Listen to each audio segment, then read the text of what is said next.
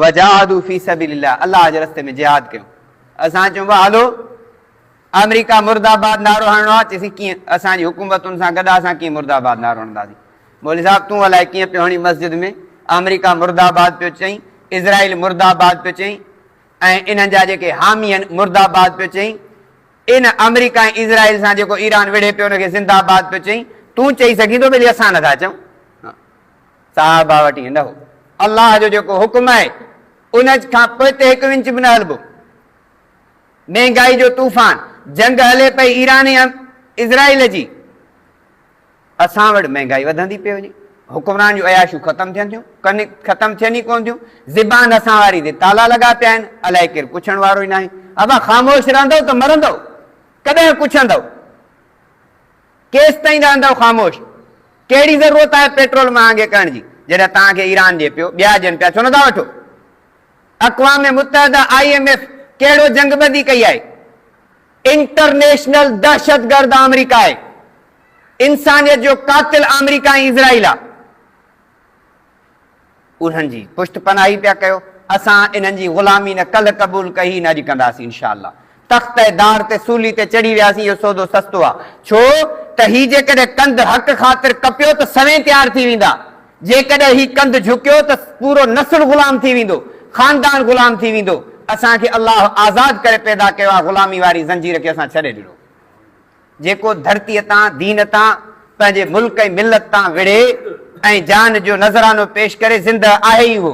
जेको पंहिंजे पेट लाइ रहे, खाई पी मरी वियो, उनजो ज़िक्र ई कोन्हे को। अॼु बि दुनिया उन इस्लाम पसंदनि खे, अॼु बि दुनिया फ़लस्तीन जे मुजाहिदनि खे यादि करे पई। दुनिया उन धरतीअ जे तां जान ॾींदड़नि खे, ग़रीबनि मिस्कीननि जे मारूड़नि जे मददगारनि खे यादि करे पई, जेके पेट लाइ खावा पिया मरी विया। इहे त जानवरनि खाधा पीता मरी विया। इंसान जो त कमु आहे हक़ जो कलम बुलंद करणु। ज़ुल्म जे आॾो ख़ामोशी इहो ज़ालिम खे ताक़तवर बणाए थी। ज़ुल्म जे आॾो आवाज़ उथाइण, अबा मारे छॾींदई। सोशल मीडिया ते पाबंदी, फेसबुक ते पाबंदी, हेतिरियूं तव्हांखे सज़ाऊं मिलंदियूं। केतिरा तव्हां मारींदव, केतिरा मारींदव?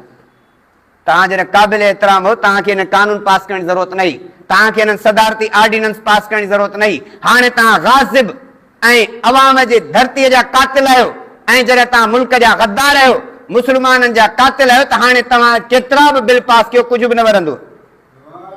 इस्लाम सदाईं ज़िंदा रहियो आहे। इस्लाम खे जिन आबियारी ॾिनी आहे सदाईं ज़िंदा रहिया आहिनि, मरी करे बि उहे ज़िंदा रहिया आहिनि। ऐं जेके ग़ुलामी में रहिया ऐं बुज़दिली में रहिया, इहे जहिड़े बि मोल आहिनि, हिननि जी ज़िंदगी जो को बि तसवुरु न आहे।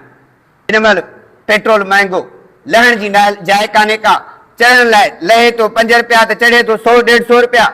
ज़ालिमो कहिड़ो तव्हांखे पंहिंजो प्रोटोकॉल? वज़ीर आज़म कराची अचे थो 37 गाॾियुनि जे प्रोटोकॉल सां, लाड़काणे वञे थो 27 गाॾियूं, नोट था कनि, वीडियो ते ॾेखारीनि था।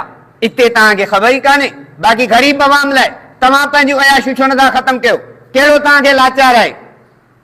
ॿाहिरिनि मुल्कनि में तव्हांजा बंगला, ग़रीबनि खे छा आहे? इन पेट्रोल ते जेको गाॾी ते हले पियो, कारोबार करे पियो, पंहिंजे बचड़नि खे पाले पियो, IMF जा तव्हां फर्मा बरदार आहियो।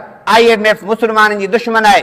अक़वाम मुत्तहिदा असांजी सॼण न आहे, इहा इस्लाम परस्तनि जी, इस्लाम पसंदनि जी दुश्मन आहे। इहा अमेरिका ऐं यूरोप जी ग़ुलाम आहे। इन ग़ुलामीअ खे असां कल्ह बि छॾे ॾिनो, उन ग़ुलामी खे कल्ह बि रद्द कयो होसीं, ऐं अॼु बि हुनखे रद्द कयूं था।